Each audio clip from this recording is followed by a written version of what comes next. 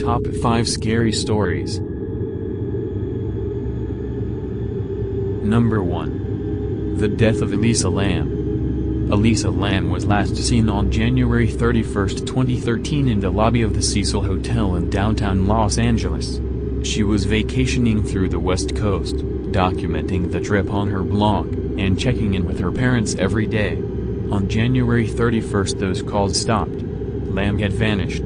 Soon the police were involved and her parents arrived to help with the search.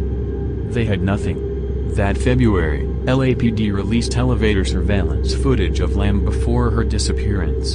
The footage shows Lam behaving strangely in the elevator, appearing to talk with invisible people, peering around the corner of the door, crouching in the corner, and opening and closing the door. But what exactly is going on in this video raises more questions than answers. Theories range from psychotic episodes, to demonic possession, to unknown assailants just out of the camera's view. Around that time, hotel guests started reported weird things happening with the Cecil Hotel water supply.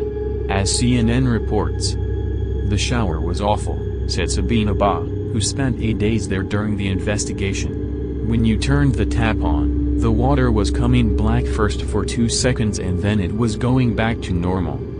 The tap water tasted horrible," Ba said. "It had a very funny, sweety, disgusting taste. It's a very strange taste.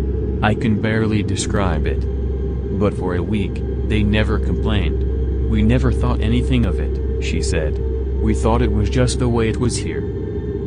On the morning of February 19th, a hotel employee climbed to the roof and used a ladder to investigate the hotel's water storage tanks.